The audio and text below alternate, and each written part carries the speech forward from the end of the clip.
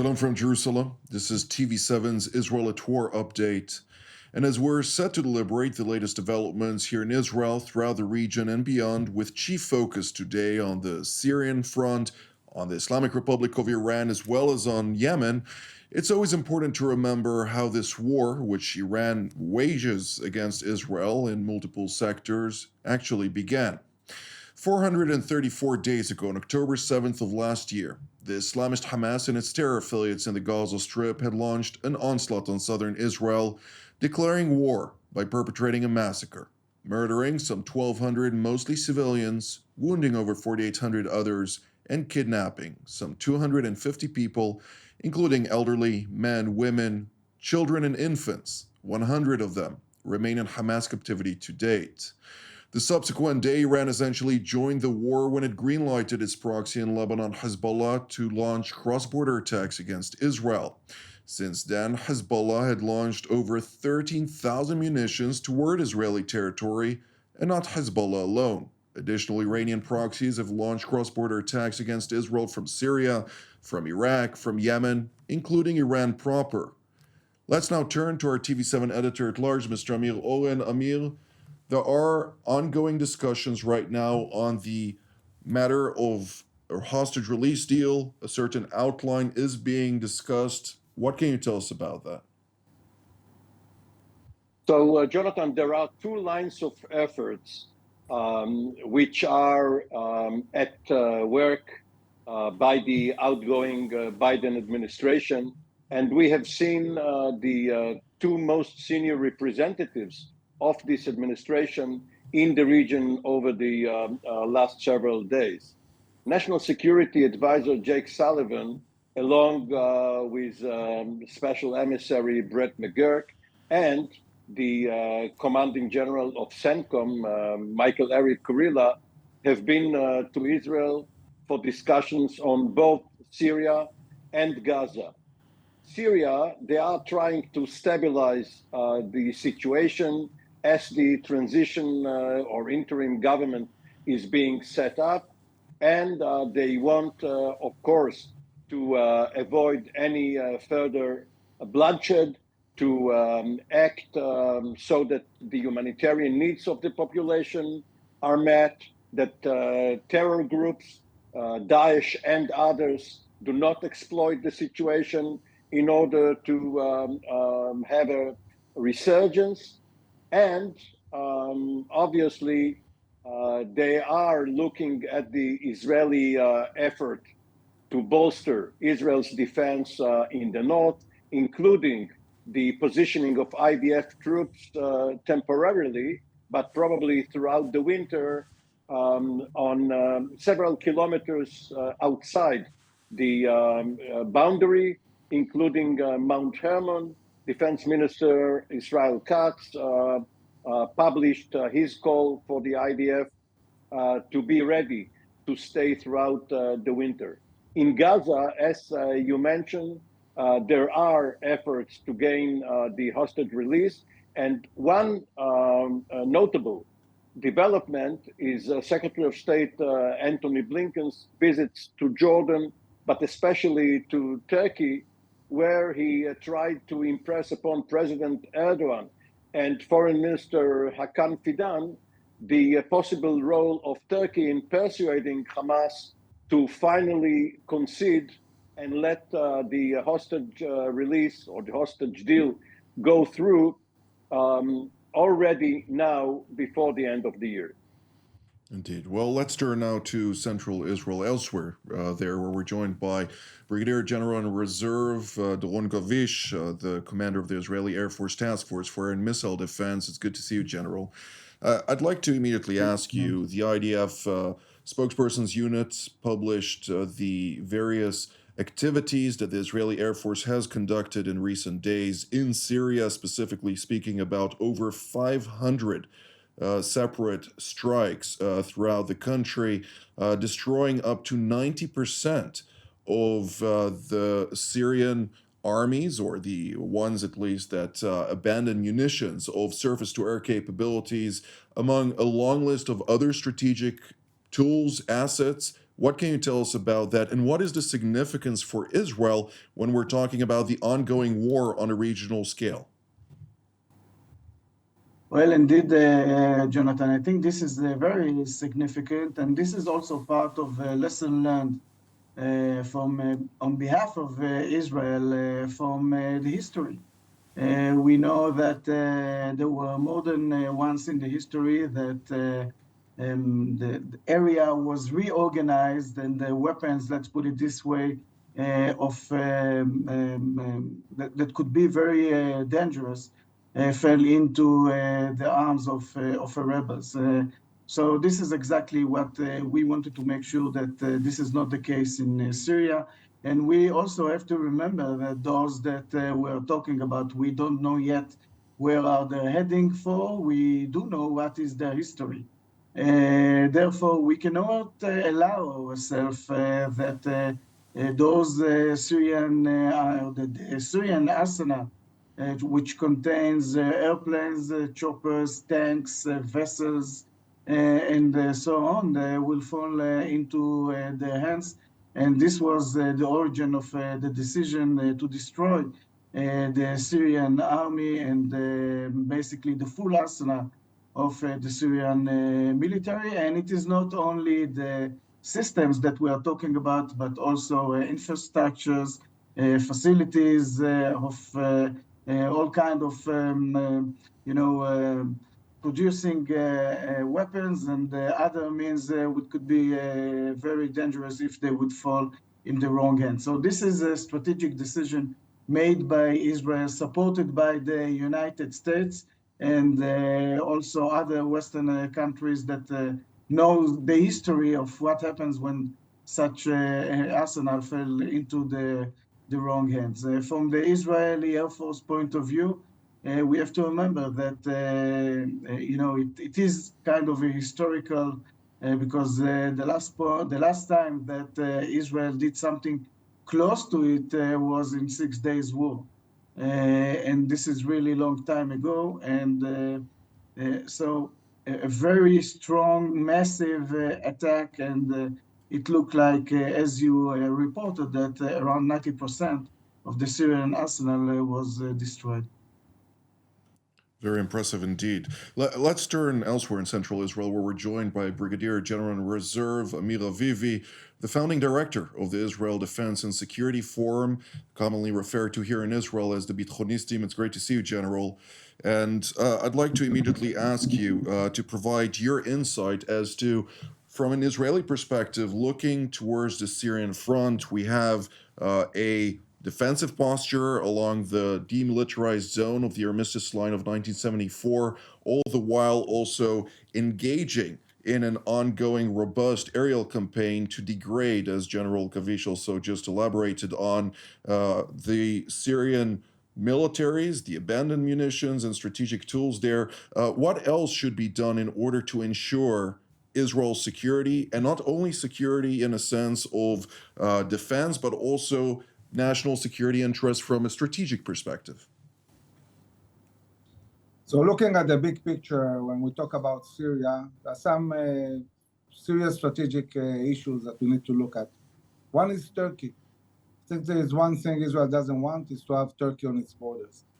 And the Turks have backed up the radical Sunni elements that basically conquered very fast big areas in Syria. And there is a big question.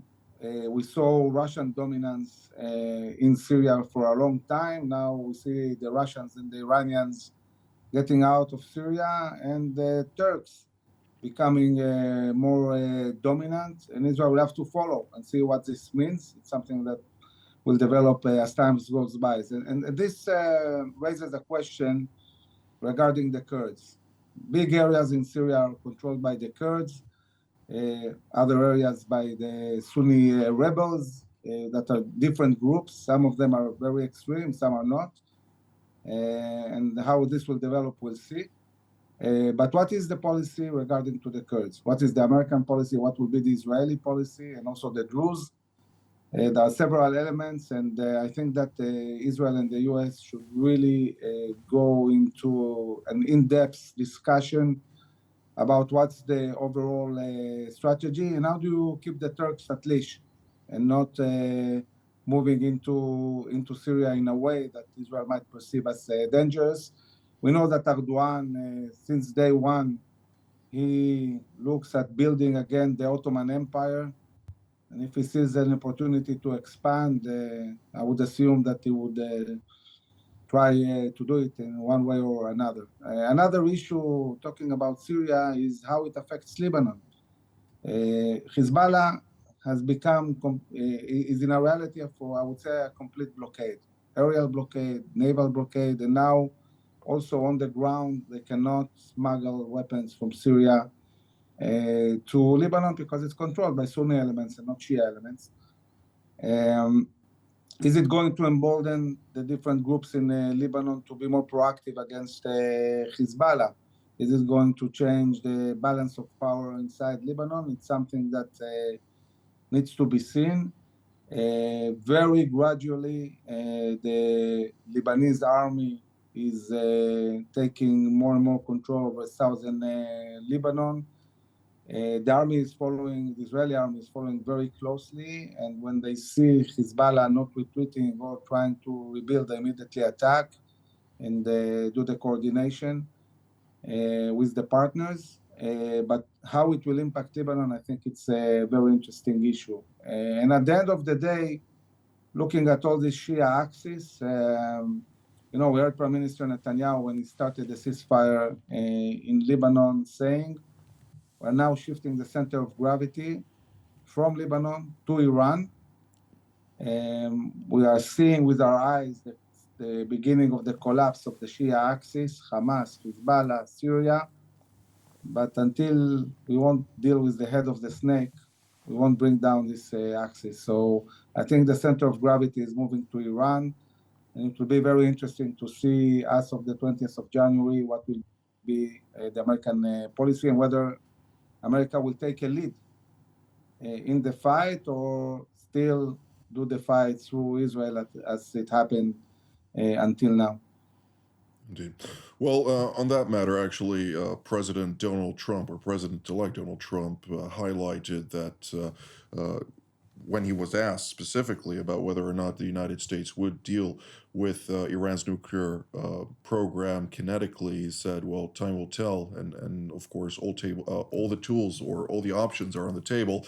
While we heard also Jake Sullivan, while visiting here in Tel Aviv at the Defense Ministry, highlighting subsequently that the Biden administration, within the time left in office, remains committed to ensure that Iran does not acquire nuclear weapon capabilities. So from that perspective, of course, time will tell whether or not those statements are reinforced by action. But Mr. Olin, I'd like to take one step further, and that is when we're talking about Iran's axis of resistance, so to speak, axis of evil, in our opinion, of course, it is very active on also the Jordanian front. It has utilized Liwa Zainibiyun brigades as well as the Liwa Fatimiyun brigades to smuggle weaponry from Syria through Jordan into Judea and Samaria for quite some time.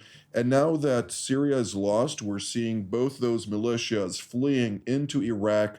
And much of the discussions that U.S. Secretary of State, or the outgoing Antony Blinken, had while visiting Jordan prior to his trip to Turkey, and then from Turkey moving to Iraq to meet also with Hamad Shia al-Sudani, the prime minister there, the discussions about those various militias now under the umbrella of Hashd al-Shabi in Iraq, threatening or destabilizing still in one way or another the Jordanian kingdom. What are we to make out of it, and whether or not within the time allocated to this current administration, do they have enough lever to ensure and guarantee that those elements, rogue elements of the Iranian regime, will be put in their place?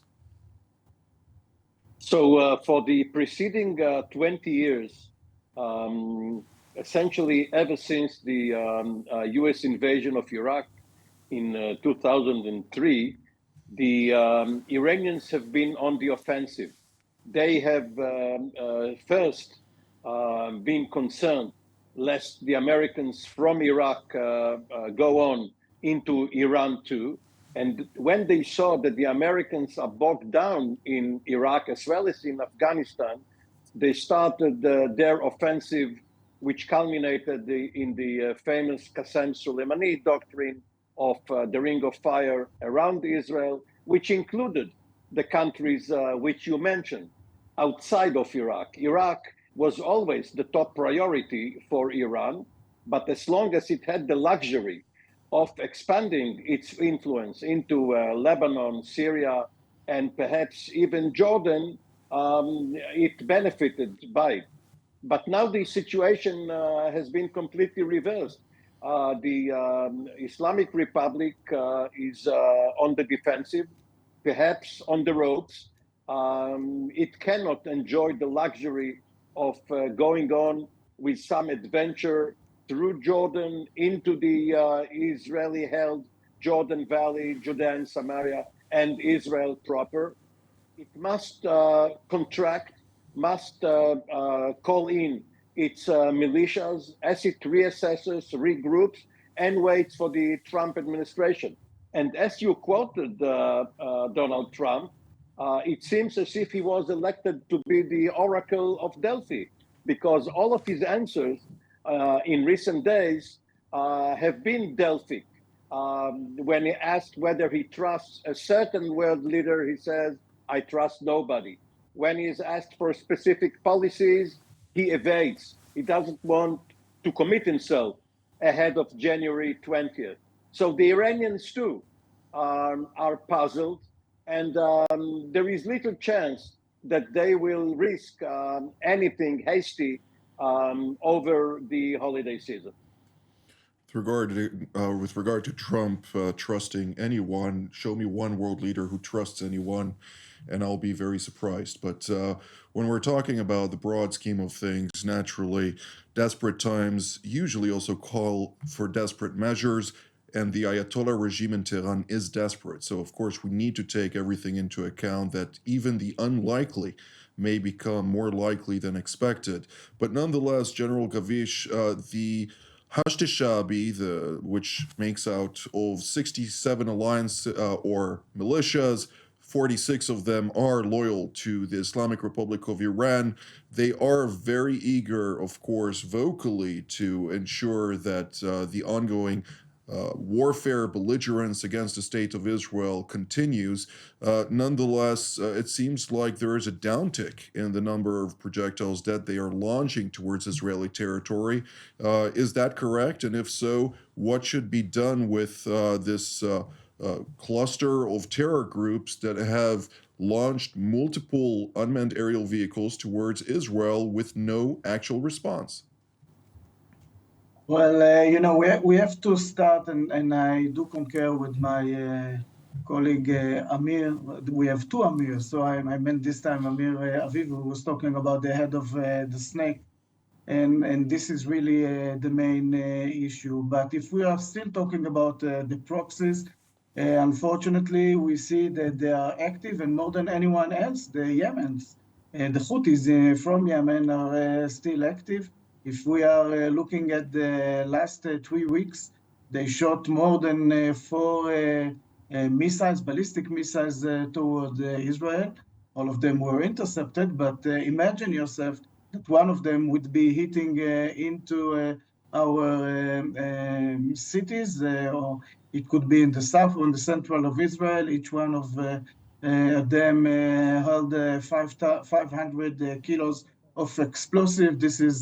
This could really be something that would cause damage. And also they are shooting UAVs toward Israel, against few of them in the last even week. So they are very active. We remember that the Israeli forces, of course, the Israeli Air Force mainly, but also some naval elements that CENTCOM and others have in the Red Sea usually take care of those. By the way, if we are looking back, we know that during this war, they shot more than 300 projectiles. I'm talking about the UAVs.